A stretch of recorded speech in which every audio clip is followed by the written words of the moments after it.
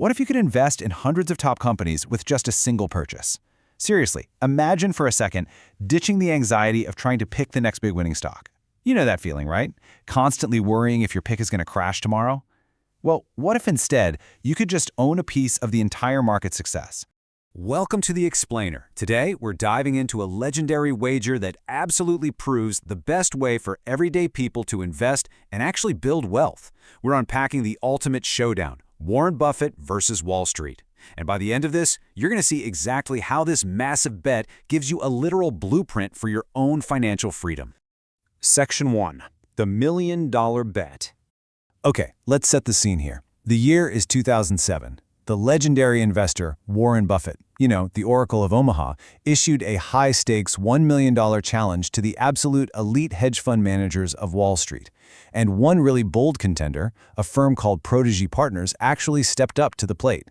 Now, the sheer contrast in their strategies is what makes this whole thing so fascinating. Protégé was relying entirely on active management. This means using elite professional stock pickers, highly complex trading algorithms, and of course, charging extremely high fees for all that supposed expertise. Buffett's contender, on the other hand, was unbelievably simple.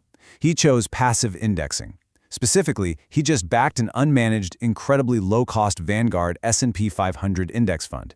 It was literally the ultimate zero-effort tool for what he affectionately calls the know-nothing investor. Section 2. What is an index fund? So before we reveal who actually won this $1 million bet, we really need to understand what Warren Buffett was betting his money on in the first place. Like, what exactly is an index fund? Well, in the simplest terms, it's a single investment that passively tracks a broad market index. Take the S&P 500, for example, which is essentially just a basket of the 500 largest, most successful companies in the US. Instead of trying to aggressively beat the market, an index fund just mirrors it. This whole concept was pioneered back in the 1970s by a guy named John Bogle. And honestly, when Bogle launched the very first index fund for everyday people, the Wall Street elites mocked him relentlessly. They called it Bogle's folly, and some literally distributed posters calling it un-American to just settle for average market returns when you could try to win big. But as history shows us, John Bogle definitely had the last laugh. When you zoom out and look at the historical long-term growth of the broader market, the trend is clear. Instead of you sitting there pulling your hair out, trying to guess which single stock will survive the next decade, an index fund just automatically holds shares in all the top companies in the exact proportions of the market itself. So as the broader market naturally grows over the decades, fueled by, human innovation, population growth, business expansion, your single investment effortlessly captures all of that overall growth. You don't have to read dense corporate balance sheets, and you for sure don't have to watch stressful financial news channels all day long. You just get to ride the upward wave. Section 3. The power of diversification. Let's break down exactly how this basket approach creates a massive safety net for everyday investors. The key concept here is diversification. So why do we diversify? Basically, it acts as an incredible protective shield.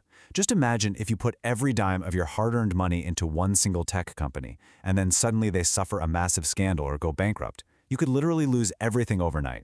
But by buying a broad index fund, your risk is instantly spread out across hundreds of different companies all at once.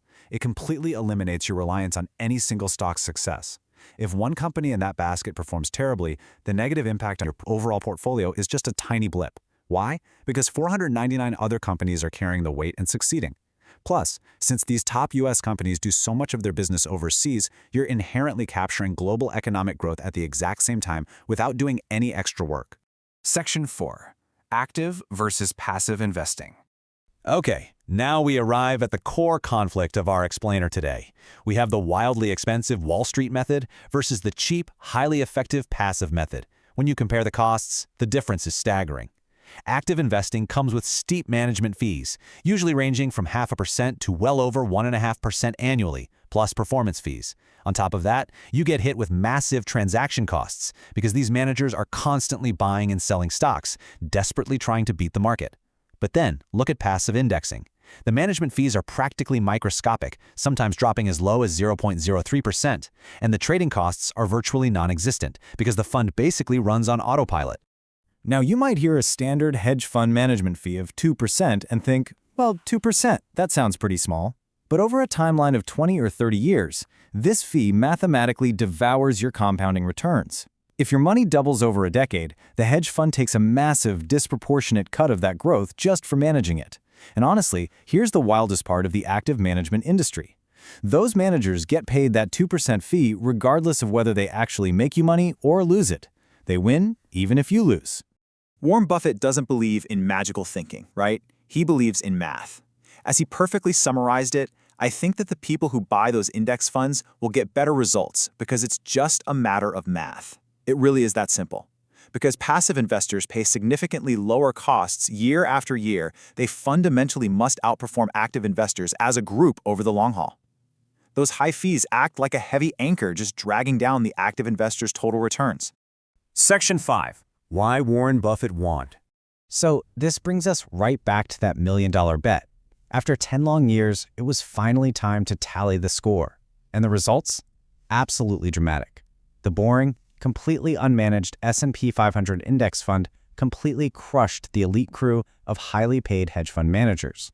Over those 10 years, the index fund averaged an impressive annual return of 7.1%. The hedge funds, they managed a pretty meager 2.1%. To really put that into total growth context, you have to remember that this bet started right before the 2008 financial crisis. We're talking about one of the absolute worst market crashes in modern history.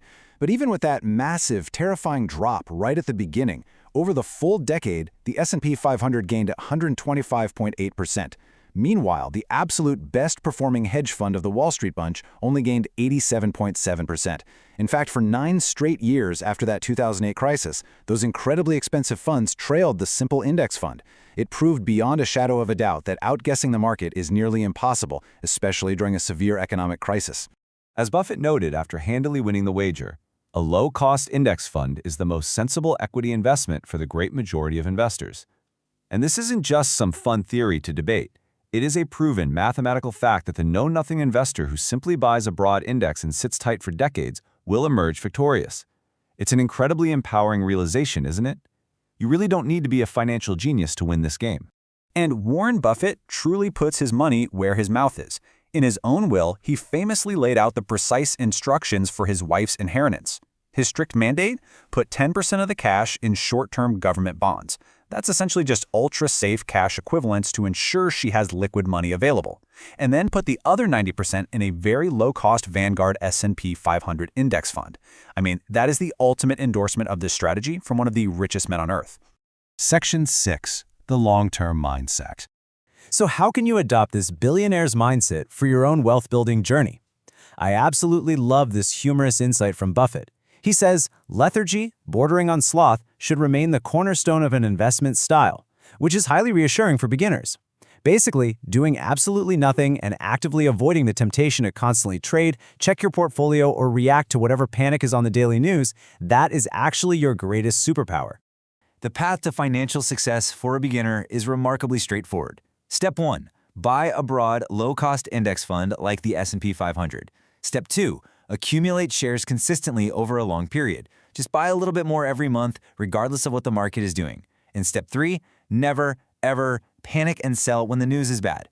Look, emotional discipline is by far the hardest part for new investors, but it is absolutely the most crucial. You don't need a finance degree to build generational wealth. You just need patience and unwavering discipline. So the crucial takeaway from this explainer is this. Keep it simple, keep it low cost, keep it diversified, and think long-term. These are the core attributes of index investing that make it the ultimate, unbeatable wealth-building tool for the everyday person.